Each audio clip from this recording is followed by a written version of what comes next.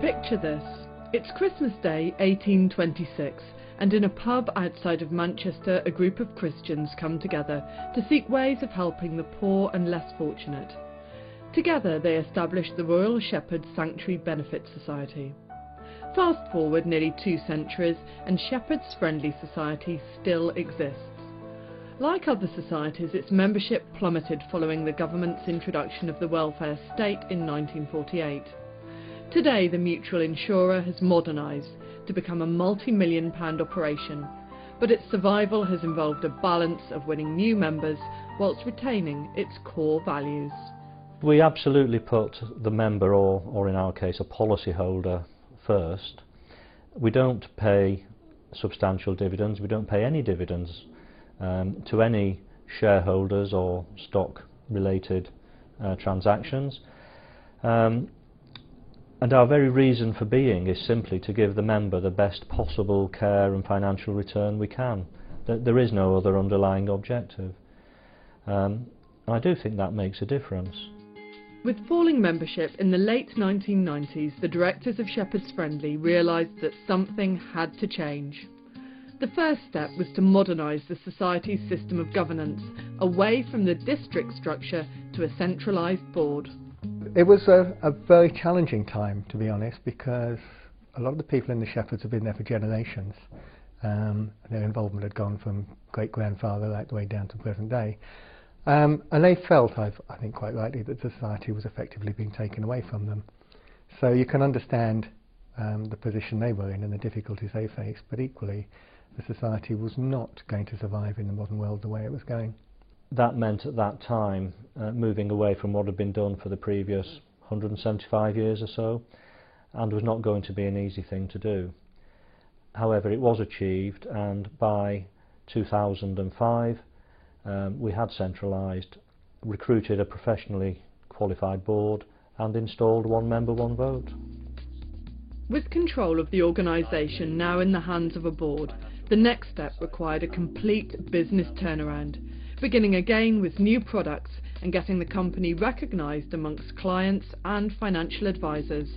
We're the industry's best kept secret in that we've got a fantastic array of products, but not everybody knows about it, and it's simply trying to promote ourselves now and over the last few years to get those products known and to ensure that we're at the forefront of IFA's minds, of clients' minds, when they're thinking about their financial protection and savings products as well.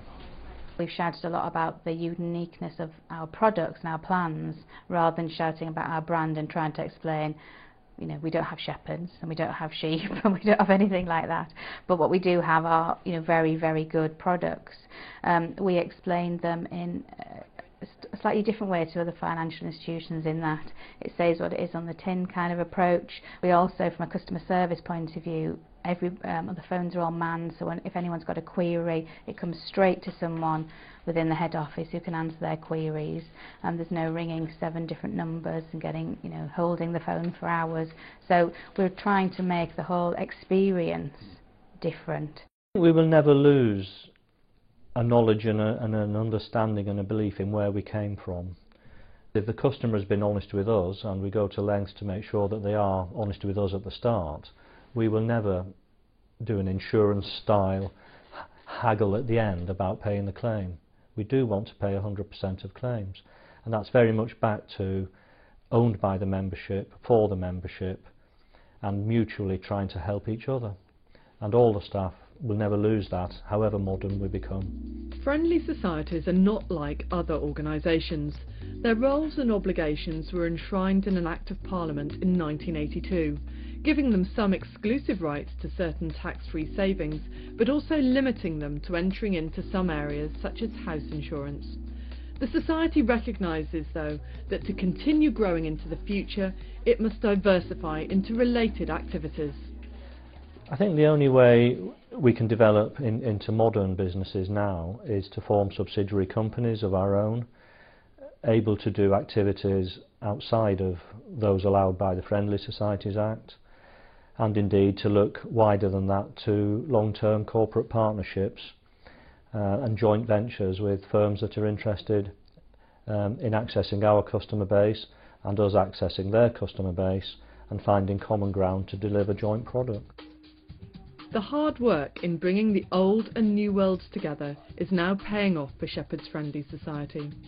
In 2009, its sales revenue was up 129%, and it has more opportunities than its founders could ever have imagined. Everything we do is moving forward, nothing's sitting behind, and we're not relying on our history and heritage to take us forward. It's more about what can we see in the future and what do we want to see in the future. By embracing change whilst maintaining a clear vision and values, the organisation is growing and flourishing. And if proof were needed, the recent financial collapse and cutback on government benefits has perhaps demonstrated the value and safety of smaller mutual organisations. What makes us different is a preparedness to stop and listen to what our customers want, and to design bespoke products or schemes around their customers' needs. And I know that might sound what everybody's saying, but everybody else is likely to say, but we genuinely do that, and we've got quite a few examples of where we actually have designed something specifically for a niche market and put the work into it to make it fit what it is the customer is actually looking for. In the current coalition government, we are seeing some of the most radical thoughts perhaps seen since 1948, and who knows where that's going to lead us.